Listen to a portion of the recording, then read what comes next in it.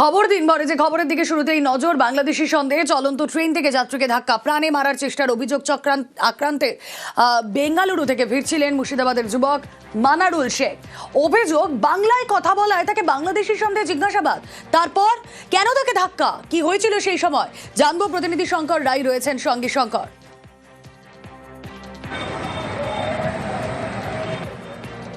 দেখো, ট্রেন থেকে আসছিলেন তখনই জানা গেছে যে মুর্শিদাবাদের বাসিন্দা শেখ মনারুল তিনি ব্যাঙ্গালোর থেকে ফিরছিলেন বাড়িতে মুর্শিদাবাদে। তখনই বলা যায় যে পশ্চিম মেদিনীপুর জেলার বেলদা থানার অন্তর্গত বাখরাবাদ স্টেশন স্টেশন কাছে পৌঁছেছে। তখনই তাকে বলা যায় যে ট্রেন থেকে ধাক্কা মেরে ফেলে দেওয়ার গুরুতর অভিযোগ উঠেছে। তার যে অভিযোগ যে দুজন যুবক এসে প্রথমে তাকে জিজ্ঞাসাবাদ করেন যে কোথায় থাকে, তিনি দেখিয়েছেন আধার এবং প্যান কার্ড, তারপরেও তাকে নাকি ধাক্কা মেরে ফেলে দিয়েছে, এমনটাই চাঞ্চল্যকর তিনি অভিযোগ করেছেন। তার হাতে নাকি চোট পাওয়া গেছে। যদিও গোটা ঘটনার তদন্তে নেমেছে জিআরপি এবং পশ্চিম মেদিনীপুর জেলার পুলিশ। কেন পুলিশ যেটা জানিয়েছে যে সত্যি কি যুবককে ফেলে দেওয়া হয়েছে না অন্য কোনো ঘটনা ঘটেছে, তা পুরো ঘটনার তদন্তে নেমেছে একদিকে রেল পুলিশ, অন্যদিকে জেলা পুলিশ। বেশ, আমাকে ভেবেছে ওরা বাংলাদেশি। আমার প্যান কার্ডটা চাইলে প্যান কার্ডটা দেখালাম, প্যান কার্ডটা আমার হাতে দিল, প্যান কার্ড তোর ভুল তাই বলে আমাকে ফেলে দিল। ও বেঙ্গলার থেকে আসছিলাম কলকাতায়, হাওড়া যাচ্ছে। কারা ফেলেছে চিনতে পেরেছো? চিনতে পারেনি বলেই তো এরকম প্রবলেম। লেগেছে কোথায়? বুকে, পায়ে, হাতে। ওই প্রাণী মারতে চাইছিল? প্রাণেই মারতে চাইছিল। বাংলাদেশি সন্দেহে ট্রেন থেকে ধাক্কা, প্রাণে মেরে ফেলার চেষ্টা, যে কথা বলছিলেন আক্রান্ত, তারা বাংলায় কথা বলছিলেন এবং বাংলাদেশি বলে তাদেরকে দাগিয়ে দেওয়া হয়। তারপর তাদের থেকে ডকুমেন্ট দেখতে চাওয়া হয়, প্যান, আধার, এগুলো দেখতে চাওয়া হয় এবং প্রাণে মারার চেষ্টা করা হয়েছিল। বেঙ্গালুরু থেকে ফিরছিলেন মুর্শিদাবাদের এই যুবক। অভিযোগ বাংলা বলায় তাকে বাংলাদেশি সন্দেহে জিজ্ঞাসাবাদ করা হয়। কেন, কিসের বেসিসে এই জিজ্ঞাসাবাদ করার সাহস হয় কারোর? যুবকের প্যান, আধার দেখতে চায় অজ্ঞাত পরিচয় দুজন। কারা তারা? পরিচয়পত্র দেখানোর পরেও তাকে ট্রেন থেকে ধাক্কা মারে অভিযুক্তরা। মেদিনীপুরের বেলদায় ট্রেন থেকে ধাক্কা, আহত যাত্রীর বেলদা সুপার স্পেশালিটি হাসপাতালে চিকিৎসা। আরো একবার চলে যাব, শঙ্কর রায় রয়েছেন সঙ্গে। শঙ্কর, আহত তাকে চিকিৎসার জন্য নিয়ে গেছে বেলদা সুপার স্পেশালিটি হাসপাতালে, সেখানে তার চিকিৎসা চলছে। যদিও পুলিশ জানিয়েছে সেরকম গুরুতর স্পেশালিটি হাসপাতালে সেখানে তার চিকিৎসা চলছে। যদিও পুলিশ জানিয়েছে সেরকম গুরুতর কোনো আহত তিনি পাননি। তার কাছ থেকে জেরা করা হচ্ছে, তার কাছে কোনো টিকিটও এখনো উদ্ধার হয়নি। ফলে তিনি সত্যি কি এই যে অভিযোগটা আনছিলেন সেটা কি সত্যি অভিযোগ কি না তা তদন্ত করে দেখছেন। কিন্তু ওই যে যুবক তিনি যাত্রী পরিষ্কারভাবে আমাদেরকে জানিয়েছেন যে ওই ট্রেনের মধ্যে থাকা দুজন ব্যক্তি তাকে ধাক্কা দিয়ে ফেলে দিয়েছে। তবে কোন ট্রেন, কোন কামরা তা পরিষ্কার তিনি বলতে পারছেন না। ফলে পুরো ঘটনার তদন্তে নেমেছে একদিকে যেরকম জেলা পুলিশ, অন্যদিকে রেল পুলিশ। এই যে অজ্ঞাত পরিচয় দুজন যারা জিজ্ঞাসাবাদ করেন, তারা কোথা থেকে উঠেছেন, কি তাদের পরিচয়, এখনো পর্যন্ত কিচ্ছু জানা গিয়েছে? শঙ্কর, এখনো কোনো কিছু পাওয়া যাচ্ছে না। তবে পুলিশ এবং রেল পুলিশের আধিকারিকরা এই যে অভিযোগটা করেছেন, এই যাত্রী এই অভিযোগের ভিত্তিতে এর ঘটনার তদন্তে নেমেছে। সত্যি কি তার সঙ্গে এই ঘটনা ঘটেছিল এবং যে কামরাতে ছিল সেই কামরাতে আর কারা ছিল আর কারা এই ব্যক্তির সঙ্গে এই ঘটনা ঘটিয়েছে তা পুরো তদন্ত করছে রেল পুলিশ। বেশ, আরো একবার শুনি আক্রান্তের কি বক্তব্য।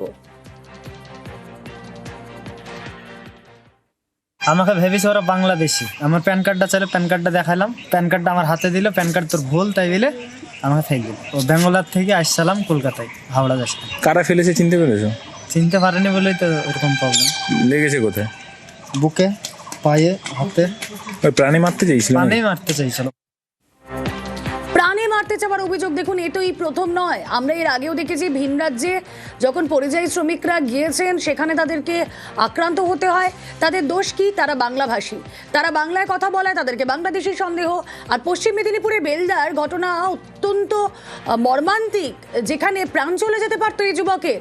তাকে সে বাংলা বলায় তাকে বাংলাদেশি সন্দেহে ধাক্কা মারা হয়। আরো একবার চলে যাব, শঙ্কর রায় রয়েছেন সঙ্গে। শঙ্কর, পুলিশের কি পদক্ষেপ?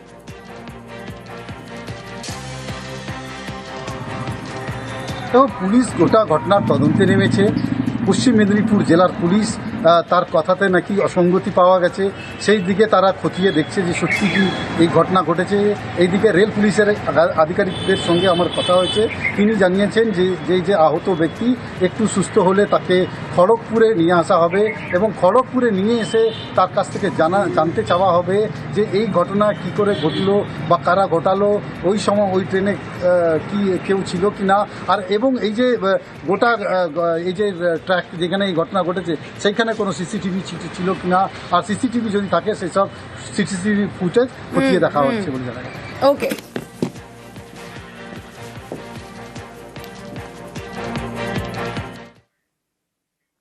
আর এরই মাঝে এসআইআর এ বাদ যাচ্ছে আপাতত 64 লক্ষ ভোটারের নাম। এখনো স্ক্রুটিনির কাজ চলছে। কমিশন মনে করছে নাম বাদের সংখ্যা আরও বাড়বে। 28শে ফেব্রুয়ারি চূড়ান্ত তালিকা, ভোটার তালিকা প্রকাশ।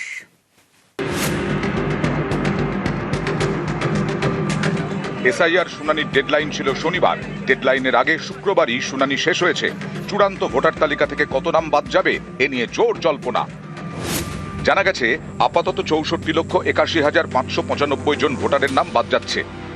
পশ্চিমবঙ্গে এসআইআর শুরুর আগে ভোটারের সংখ্যা ছিল 7,66,00,000-এর বেশি।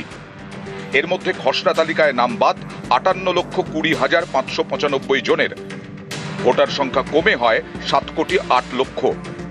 এর মধ্যে যুক্তিগ্রাহ্য তথ্য বিভ্রাটে 1,20,00,000 ভোটারকে নোটিশ দেয় কমিশন। এছাড়াও নোটিশ দেওয়া হয় 32 লক্ষ আনম্যাপড ভোটারকে। এদের মধ্যে অনুপস্থিত 4,98,000 এবং সঠিক নথি দেখাতে না পারায় নাম বাদ 1,63,000। অর্থাৎ খসড়ায় নাম বাদ 58,20,595। শুনানিতে অনুপস্থিত 4,98,000 এবং অযোগ্য 1,63,000। সব মিলিয়ে 64,81,595 জন ভোটারের নাম বাদ যাচ্ছে। যার নাম খসড়া তালিকা মধ্যে ছিল আর সাপোজ ফাইনাল লিস্ট মধ্যে নেই, প্রত্যেক নাম বাদ হবে, এটা অর্ডার পাবেন। এন্ড অর্ডার পরে ওদের আপিল করার সুযোগ আছে। আপিল করার সুযোগ আছে আগে ডিও কাছে, তারপরে সিও কাছে। যদি কোনো ভুল ভ্রান্তি হয়ে গেছে, কিছু হয়ে গেছে, দে ক্যান অলওয়েজ আপিল। আর যার নাম খসড়া তালিকার মধ্যে ছিল না, ওদের একটাই ও আছে ফর্ম 6 অ্যাপ্লাই করার জন্য। ওরা ফর্ম 6 অ্যাপ্লাই করতে পারবে। এটাই, this is not the end. আপনার যে ফাইনাল ভোটার লিস্ট হবে এরপরে যোগ বিযোগ চলবেই। কেউ মারা যাবে, ইয়া কেউ শিফটেড হয়ে যাবে, ইয়া কিছু হবে, ওটা ফর্ম 7 হবে। এদিন এই আরোদের সতর্ক করেন মুখ্য নির্বাচনী আধিকারিক। তার নির্দেশ, নির্ভয়ে নির্ভুল তালিকা তৈরি করতে হবে। এখন এন্টায়ার জিনিস আছে আমাদের ইয়ারও হাতে, যেখানে কোনো যে ভোটার আছে এলিজিবল আছে ও বাদ যাবে না, কোনো ভোটার যেটা ইনএলিজিবল আছে ঢুকবে না লিস্ট মধ্যে। তো আমাদের এক্সারসাইজ চললো। এখন ফাইনাল ডিসিশন মেকিং স্টেজে যেটা আছে, এরা সব পেপার দেখে, তথ্য দেখে, rather than going on any emotions and all, dispose করুক।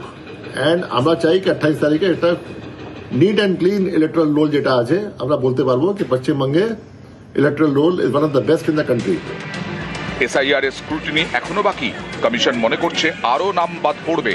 চূড়ান্ত ভোটার তালিকা প্রকাশ 28শে ফেব্রুয়ারি। শনিবার শেষ হলো এসআইআর শুনানি প্রক্রিয়া।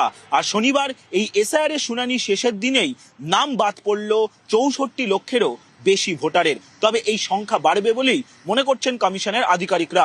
কারণ এখনো পর্যন্ত শুনানিতে আসা 50 থেকে 55 লক্ষ ভোটারের ডকুমেন্ট যাচাই করার কাজ বাকি রয়েছে।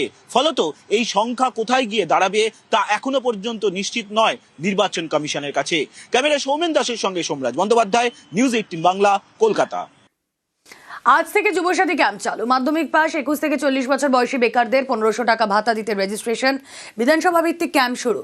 নাম নথিভুক্ত করতে আধার, জাতিগত শংসাপত্র বাধ্যতামূলক। ব্যাংকের পাসবই, মাধ্যমিকের অ্যাডমিট ফটোকপি জমা দিতে হবে। কাশী বোস লেনের ছবি আপনাদেরকে দেখাবো, যেখানে সকাল থেকেই আমরা দেখছি সকাল 10টা থেকে বিকেল 5টা পর্যন্ত যে ক্যাম্প, সেখানে পৌঁছে গিয়েছিলেন রাজ্যের মন্ত্রী শশী পাঁজা। শ্যামপুকুর বিধানসভার অন্তর্গত কাশী বোস লেনের এখানে এই ক্যাম্পে সকাল থেকেই প্রচুর ভিড়, লম্বা লাইন। ব্যাংকের পাসবই, মাধ্যমিকের অ্যাডমিটের ফটোকপি নিয়ে রেজিস্ট্রেশনের জন্য দাঁড়িয়ে রয়েছেন 21 থেকে 40 বছর বয়সী যারা রয়েছেন তাদের ছবি আপনাদেরকে দেখাচ্ছি।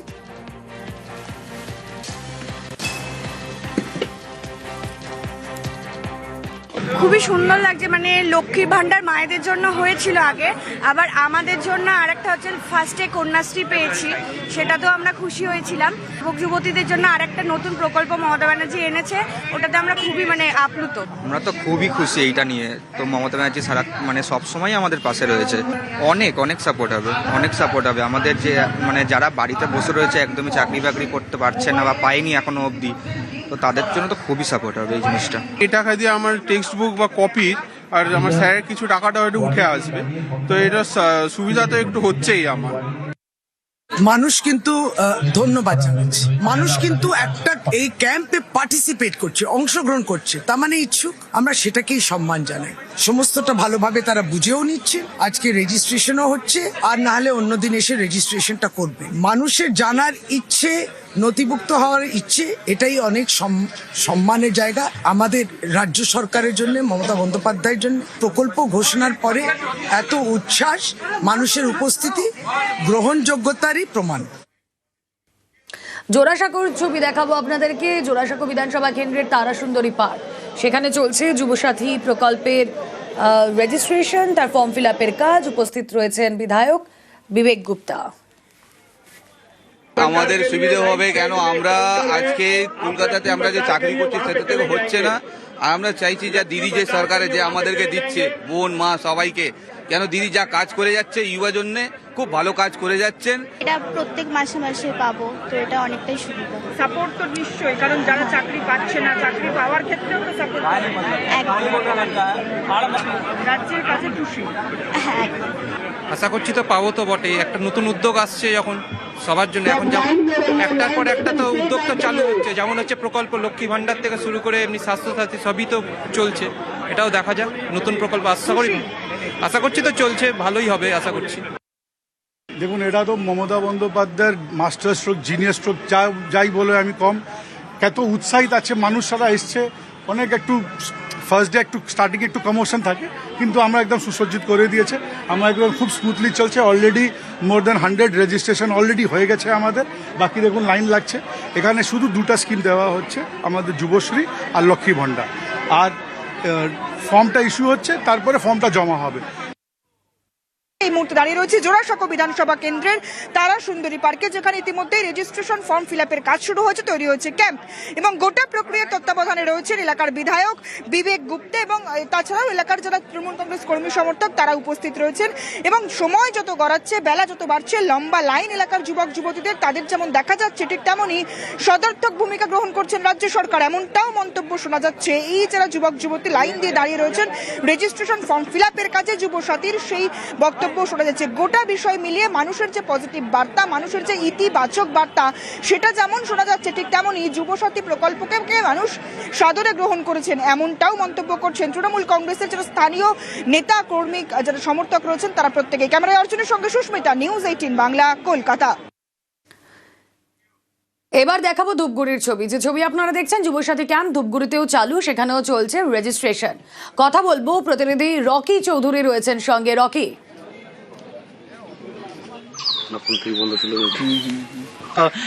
ধূপগুড়ি পৌরসভা 5 নম্বর ওয়ার্ডের যে পৌরসভা ভবন রয়েছে সেখানে এবং ধূপগুড়ি প্রস্তাবিত এসডিও অফিসে কিন্তু এই ক্যাম্প শুরু করেছে প্রশাসনিকভাবে। সকাল থেকে কিন্তু যুবক যুবতীরা সেখানে, বেকার যারা রয়েছেন যুবক যুবতীরা, তারা লাইন দিয়েছেন এবং তারা কিন্তু ফর্ম ফিল আপ করছেন।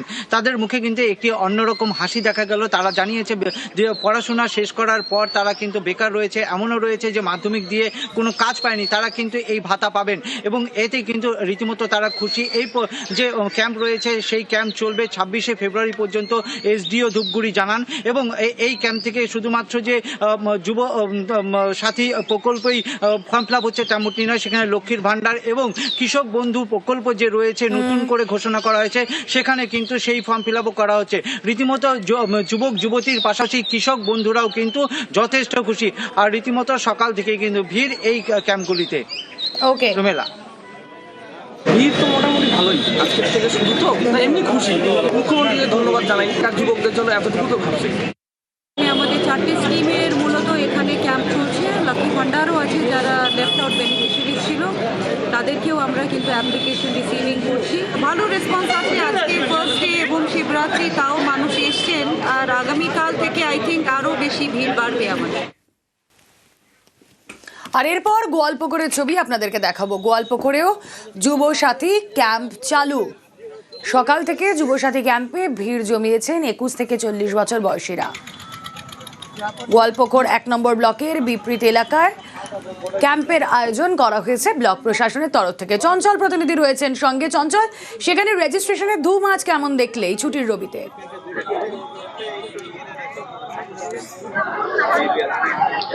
দেখো, একেবারে যে ছুটির দিন যেটা বলা হয় যে মানুষ তারা কিন্তু বাইরে থাকে বা বাড়িতে থাকে, কিন্তু এবার এই উল্টো ছবিটা দেখা গেল গোয়ালপুকুরে। এবং সকাল থেকে কিন্তু যে যুবক যুবতীরা রয়েছেন তারা কিন্তু এই বিপরীত যে ক্যাম্প করা হয়েছে যুব সাথী প্রকল্পে, সেই ক্যাম্পে কিন্তু সকাল থেকে ভিড় করেছে। আপনি একটু ছবিটা দেখানোর চেষ্টা করবো যে এই যে ক্যাম্প রয়েছে, এই ক্যাম্পে কিন্তু এখনো কিন্তু মানুষ উপস্থিত রয়েছে। তারা প্রত্যেকেই কিন্তু 21 থেকে নিয়ে 44 বছরের মধ্যে রয়েছে এবং তারা প্রত্যেকে মাধ্যমিক পরীক্ষার্থী এবং তারা এই যুব সাথীর যে প্রকল্প, সেই প্রকল্পের সুযোগ সুবিধা নেওয়ার জন্য কিন্তু উপস্থিত হয়েছে। আমি একটু কথা বলার চেষ্টা করি। এখানে কিছু মানুষ আছে, তারাও কিন্তু গার্জেন হিসেবে আসছেন। বলছি, আজকে এই যুব সাথী প্রকল্পে একটা ক্যাম্প করা হয়েছে, কতটা মানুষ আসছে, কি হারে যুবতীরা উপস্থিত হয়েছে? দেখেন, আমাদের এই বিপরীতে আমাদের 14টা জিপিরই এখানে ক্যাম্প হয়েছে। যেহেতু আপনারা জানেন, এর আগে মুখ্যমন্ত্রী মমতা ব্যানার্জি আমাদের কে ধন্যবাদ দিই যে আমাদের এই যুব সাথীর জন্য, যে যুব সাথী যেটা মাধ্যমিক যারা যে ছেলেগুলো পাস করেছে তাদের জন্য 1500 করে টাকা ভাতা দিবে যে যুব সাথী, ওই জন্য এখানে ক্যাম্প করা গেছে। আর যাদের ভূমিক, যাদের কোনো জমি নাই, ওদের কৃষক বন্ধু দিবে 2000 টাকা করে, দুইবারে 2 কিস্তিতে দিবে। কেমন সারা পাচ্ছে? দেখেন, আজকে যেহেতু প্রথম আমাদের প্রত্যেকটা জিপির 2টা করে ওয়ার্ড আমাদের লোককে ডাকা আছে। এখানে লোক যে হারে উৎসাহ আছে, আজকে যত লোক আছে দেখবেন আমাদের আজকে 15 তারিখ থেকে 26 তারিখ অব্দি এই ক্যাম্প চলবে। এই 26 তারিখে এরকম কোনোদিন ফাঁকা থাকবে না এই ক্যাম্প। একেবারে জুনেলা, তোমাকে বলে রাখি যে এখানে মানে যে মানুষ যেভাবে আসতেছে, যে যুবক যুবতীরা আসতেছে, তারা প্রত্যেক দিন আসবেন, অর্থাৎ 26 তারিখ পর্যন্ত এখানে ভিড় থাকবে। এবং এই যে প্রকল্প, এই প্রকল্পের সুযোগ সুবিধা দেওয়ার জন্য প্রশাসন এবং যে স্থানীয় পঞ্চায়েত যে মেম্বার বা প্রধানরা রয়েছেন, তারা সমস্ত রকম সহযোগিতার হাত বাড়িয়ে দিয়েছে এই ক্যাম্পে। এই পর্বটা খুবই ভালো বেকার যুবকদের জন্য। ও নিজের কিছু একটু পড়াশোনা করতে পারবে, খরচা করতে পারবে, আর একটু আগে বাড়তে পারবে এই প্রকল্পের লাভ নিয়ে। এখানে আমাদের 14টা গ্রাম পঞ্চায়েতে যেমন আমরা যুবসাথীর ফর্ম পাবলিককে দেব, তার রেজিস্ট্রেশন হবে। অসংগঠিত ক্ষেত্রে যারা কৃষক, মানে যাদের জায়গা জমি নেই, তারাও কিন্তু অ্যাপ্লাই করতে পারবে হেল্পের জন্য যে সরকার বলেছে। তার সাথে লক্ষ্মীর ভান্ডার যেটা নতুন আছে সেটাও অ্যাপ্লাই করতে পারবে। ইলেকট্রিক বিল ওয়েভার স্কিম সেটাও অ্যাপ্লাই হবে। আর জল কর মুকুব হয়ে গেছে এর মধ্যে, RLI, WRIDD ডিপার্টমেন্ট থেকে, সেটাও এখানে অ্যাপ্লাই করা যাবে। পাহাড়েও যুবসাথী ক্যাম্প চালু। কালিম্পংয়ের ছবি আপনারা দেখছেন। সেখানে শিবির থেকে ফর্ম বিলি করা হচ্ছে। পার্থ প্রতিনিধি রয়েছেন সঙ্গে। পার্থ, দেখো, আজ থেকে কিন্তু এই যুবসাথী প্রকল্প চালু করলো রাজ্য সরকার, মানে রেজিস্ট্রেশন আজ থেকে শুরু হচ্ছে। গোটা রাজ্যের বিভিন্ন প্রান্তের মতো উত্তরের সমতলের পাশাপাশি পাহাড়েও কিন্তু যুবক যুবতীদের মধ্যে যথেষ্ট উৎসাহ লক্ষ্য করা যাচ্ছে। আর সকাল থেকেই কালিম্পং পৌরসভায় যে ক্যাম্প চালু হয়েছে, সেখানে 4টি রুম থেকে রেজিস্ট্রেশন করা হচ্ছে। সেখানেও সকাল থেকে প্রায় শতাধিক যুবক যুবতী তারা কিন্তু এই যুবসাথী রেজিস্ট্রেশন করতে এসেছেন। পাহাড়ের দিন কালিম্পংয়ের বিভিন্ন প্রান্ত থেকে তারা এসেছেন সকালবেলা ছুটে, এবং তাদেরও এই প্রকল্প নিয়ে রাজ্যের নয়া উদ্যোগ নিয়ে তারাও কিন্তু বেশ খুশি যে এতদিনে একটা কাজ হলো যুব সম্প্রদায়ের জন্য, যা রাজ্য সরকার করে দেখালো। এমনটাই কিন্তু বক্তব্য পাহাড়ের নতুন প্রজন্মের। এবং কাজ আজ থেকে সবে শুরু হলো, এবং আগামীতে যে ভিড় আরো কয়েক গুণ বাড়বে তা কিন্তু বলিয়ে দেওয়া যায়। আচ্ছা, फर्स्ट ऑफ ऑल मैं गवर्नमेंट को थैंक्स बोलना चाहती हूँ, क्योंकि बहुत सारे युवा है इधर कालिम्पोंग में जो अभी तक अनएम्प्लॉयड है, और वो समझ के हमारे बैंक अकाउंट पे 1500 पर मंथ दे रहे। इसके लिए बहुत बहुत शुक्रिया। রাজা ভাতখাওয়া থেকে জয়ন্তী পর্যন্ত ফের ছুটবে ট্রেন। 15 কিলোমিটার রেলপথের জন্য বরাদ্দ 180 কোটি। জয়ন্তীর পাহাড়ি পথে ফের ছুটবে ট্রেন। 1982 সালে বক্সা টাইগার রিজার্ভের পর ট্রেন চলাচলে হ্রাস। 1986 সালের পর বন্ধ হয়ে যায় জয়ন্তী পর্যন্ত ট্রেন পরিষেবা। কিভাবে চলবে ট্রেন, কবে থেকে চলবে জানবো। প্রতিনিধি রাজকুমার রয়েছেন সঙ্গে। রাজকুমার,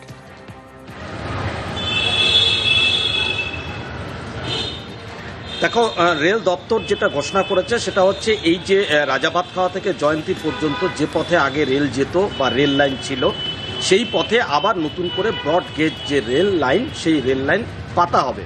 অর্থাৎ রেল দপ্তরের ঘোষণা অনুযায়ী যে 180 কোটি এবং 16 লক্ষ টাকার যে প্রকল্প ঘোষণা করা হয়েছে, এই টাকাতে শুধু রেলপথ পাতা হবে। রেলপথ পাতা হওয়ার পর তারপরে সেখানে ট্রেন ছোটার সম্ভাবনা রয়েছে। কিন্তু এটা কবে হবে, কিভাবে হবে, জাস্ট প্রকল্প ঘোষণা হয়েছে এবং এই প্রকল্প নিয়ে এখন বিভিন্ন মহলে নানান রকম মত কিন্তু উঠে আসছে। আপাতত উত্তর পূর্ব সীমান্ত রেল এই পথে যে রেল লাইন পাতা হবে সেই প্রকল্প ঘোষণা করেছে। আচ্ছা, এখানে পর্যটক ক্ষেত্রে অনেক সুবিধা হবে। অনেক দূর দূর থেকে যারা পর্যটক আলিপুরদুয়ার জংশন, আলিপুর বা রাজাভাতখাওয়া যে নামে, তারা নিশ্চয়ই ডাইরেক্ট জয়ন্তীতে এসে পৌঁছাবে। তাদের যাতায়াত অনেক সুবিধা হবে। তারা গাড়ি নিয়ে আপনার যাতায়াত করতে হবে না, ডাইরেক্ট ট্রেনে পৌঁছে যাচ্ছে জয়ন্তীতে। অনেক কমিউনিকেশন বাড়বে, বেকার ছেলেরাও কাজ করতে পারবে। আমি মনে করি যে এই আলিপুরদুয়ার হয়ে যে এখানে যে রেলপথ তৈরি হবে, তার মধ্য দিয়ে এখানকার পর্যটন ব্যবসার অনেক উন্নতি হবে, অর্থনৈতিক শ্রীবৃদ্ধি হবে। রাজা ভাতখাওয়া থেকে জয়ন্তী পর্যন্ত ট্রেন ছুটবে, কিন্তু তার মধ্যেও কিছু বিভ্রান্তি রয়েছে। জয়ন্তী পর্যন্ত এই ট্রেন চলাচলে পরিষেবায় কোথায় বিভ্রান্তি, বন দপ্তরের কি বক্তব্য জানবো। প্রতিনিধি রাজকুমার রয়েছেন সঙ্গে। রাজকুমার,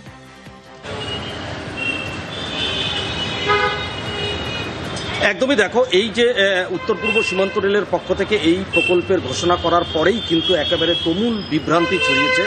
তার কারণ হচ্ছে এই যে রাজা ভাতখাওয়া থেকে জয়ন্তী পর্যন্ত যে রেলপথের কথা বলা হচ্ছে, এটা গোটা রেলপথটাই কিন্তু এই যে 15 কিলোমিটার রেলপথ, সেটা কিন্তু একটি টাইগার রিজার্ভ অর্থাৎ বক্সা টাইগার রিজার্ভের বনাঞ্চলের ভেতর দিয়ে এই রেলপথ যাচ্ছে।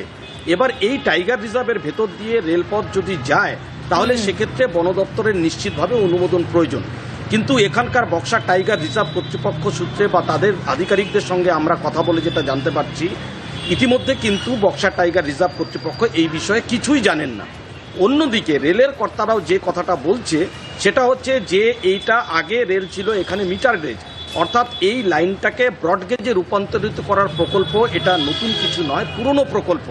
তারা এখন পর্যন্ত এটা বন দপ্তরের সাথে এই বিষয়ে যোগাযোগ করে উঠতেই পারেননি।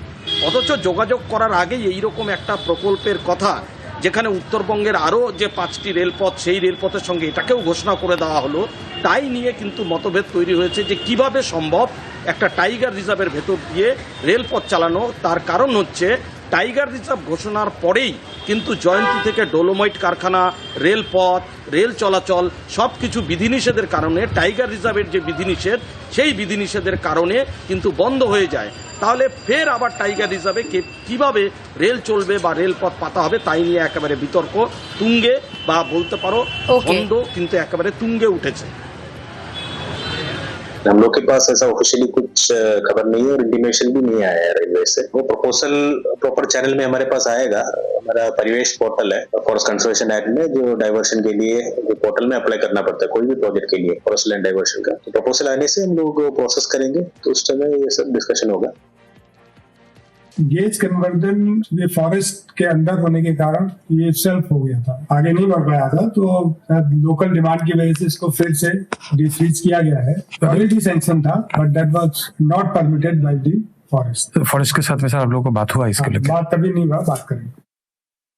রেল এখানে রেলের প্রজেক্ট কন্টিনিউ করবে, সেটা রেলের ব্যাপার। যদি কন্টিনিউ হয় তাতে কিন্তু পাবলিকের সুবিধাই হবে, মানুষের সুবিধা হবে, কমিউনিকেশন আরও বাড়বে, এখানকার ট্যুরিজম উপকৃত হবে, ডুয়ার্সের ট্যুরিজম উপকৃত হবে, জয়ন্তীর যারা মানুষজন আছে তারা উপকৃত হবে। তো রেলকে আমরা সাধুবাদ জানাচ্ছি। হ্যাঁ, একটাই কথা, যেটাই করবেন না কেন অবশ্যই বায়োডাইভার্সিটিটা মেনটেন করে যেন করা হয়। দত্তপুকুরের কদম্বগাছি সেখানে নতুন রাস্তা পথশ্রী প্রকল্পে 2.5 কোটি টাকা বরাদ্দ। কদম্বগাছিতে 3 রাস্তার কাজ শুরু, দীর্ঘদিনের দাবি পূরণে খুশি বাসিন্দারা। কথা বলবো, জিয়াউল আলম রয়েছেন সঙ্গে। জিয়াউল, দেখো, দত্তপুকুর কদম্বগাছি গ্রাম পঞ্চায়েতে প্রায় 2.5 কোটি টাকা ব্যয়ে পথশ্রী 4 প্রকল্পে কিন্তু একাধিক রাস্তা শুরু হয়েছে, কাজ শুরু হয়েছে, ফলে খুশি এলাকার মানুষজন। তার কারণ দীর্ঘ 11-12 বছর ধরে সেই রাস্তা চলাচলের অযোগ্য ছিল। রাস্তায় এবড়ো খেবড়ো, প্রতিনিয়ত ঘটতো দুর্ঘটনা, ফলে মানুষের একটা চাহিদা ছিল যে এখানে রাস্তা হোক। সেই মতো প্রায় 2.5 কোটি টাকা ব্যয়ে সেখানে প্রায় 2 কিলোমিটার রাস্তা, সেই কাজ কিন্তু শুরু হয়েছে। এবং এই পথশ্রী 4 প্রকল্পের মাধ্যমে কিন্তু এই প্রকল্প চালু হয়েছে এবং কাজ শুরু হয়েছে আজ থেকেই, এবং দ্রুত কাজ শুরু হয়েছে। এলাকার মানুষ কিন্তু সাধুবাদ জানিয়েছেন রাজ্য সরকারকে, তার কারণ বারংবার বলার পরেও কাজ হয়নি, ফলে নতুন করে পথশ্রী 4 প্রকল্প।